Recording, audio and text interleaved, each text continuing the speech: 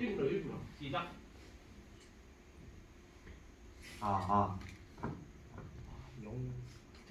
안녕하세요. 발표를 맡은 6조 윤중상입니다. 저희 조에서는 핀토스에서는 메모리를 어떻게 사용할까? 라는 주제로 발표를 진행해 보도록 하겠습니다. 저희가 64비트 주소 체계에서는 48비트를 주소 표현을 위해 씁니다. 그렇다면 저희가 총 256TB라는 드넓은 공간을 주소 표현을 위해 활용할 수 있는데, 그렇다면 저희의 핀토스는 이 부분 중 얼마를 사용하는지에 대해서 이야기를 해보도록 하겠습니다. 그리고 저의 결론을 먼저 말씀드리자면 20MB다. 아주 작은 양을 사용한다 라는 결론에 도달할 수 있었습니다. 그렇다면 어떻게 이런 결론에 도달할 수 있었는지 알려드리도록 하겠습니다.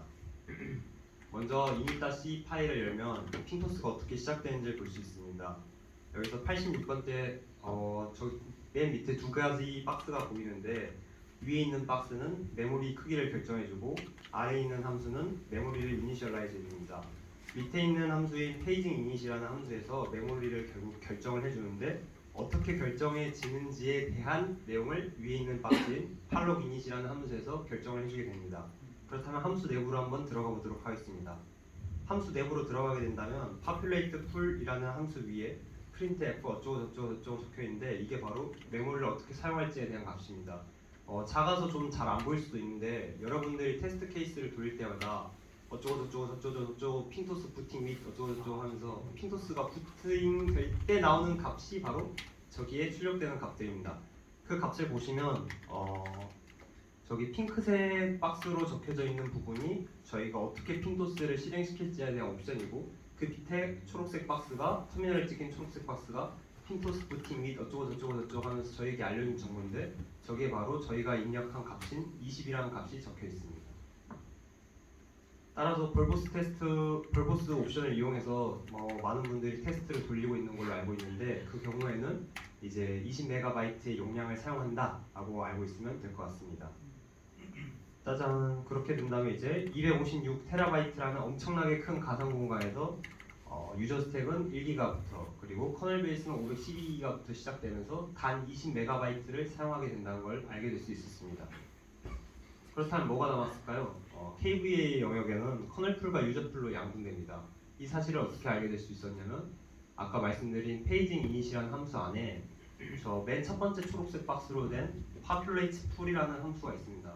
그 populate pool이라는 함수를 들어가 보면 커널풀과 유저풀을 어떻게 양분할지에 대한 설명이 나와 있습니다. 또한 저 함수에서는 저희가 팔록 같은 함수를 이용할 때 파일 제로, 파일 유저 이런 옵션들을 넣지 않습니까?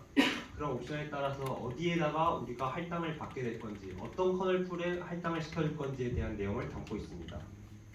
그 결과 찍어본 결과 8004.0000부터 8053.2.0000까지 쓰게 되는데, 이 값을 정확히 양분하는 값이 있었고, 이 값을 통해서 저희는 커널풀과 유저풀을 정확히 1대1로 나눈다, KVA 스페이스는 1대1로 나뉜다는 사실을 알 수 있었습니다.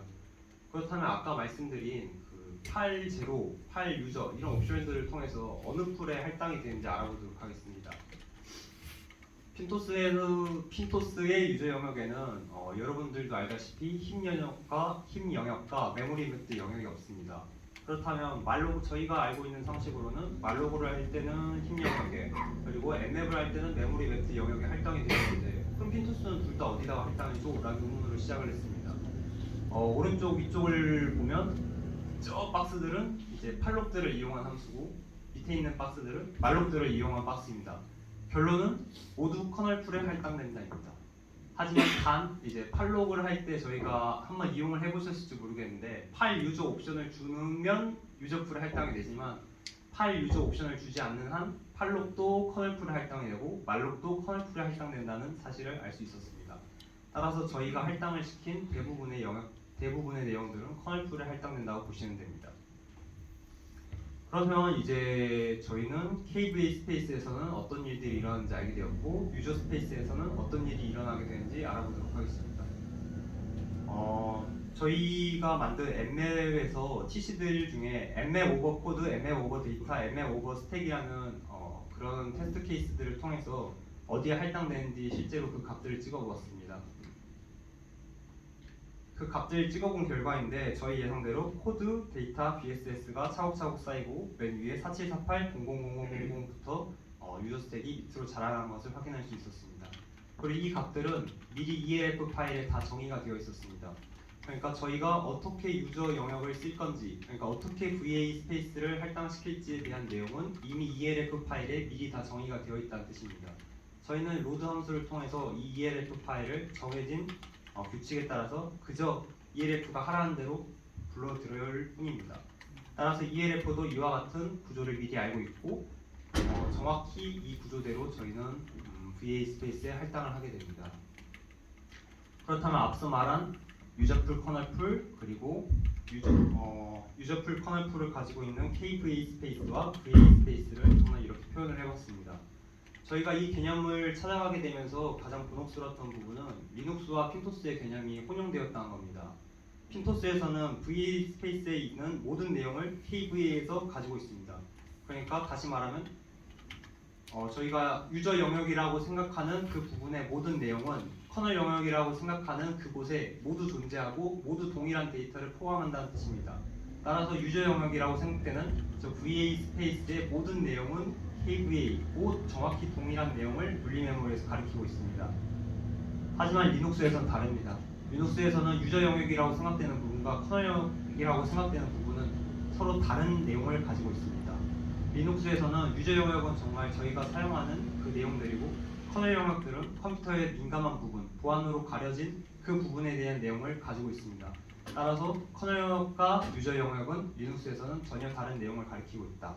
그리고 핀토스에서는 KVA가 그 내용을 모두 포함하고 있다라고 이해를 하시면 될 것 같습니다. 따라서 결과적으로 이런 그림을 그릴 수 있었고 해당하는 영역들을 분기시키는 주소값들을 모두 찍고 확인을 해볼 수 있었습니다. 이로써 저희가 핀토스에서 어떻게 커널풀과 유저풀이 나뉘어지는지, 그리고 어떻게 KVA 영역이 VA와 양분이 되는지, 그리고 어떻게 ELF 파일이 유저 영역을 쌓게 되는지에 대해서 모두 알아보았습니다. 이상으로 발표 마치도록 하겠습니다.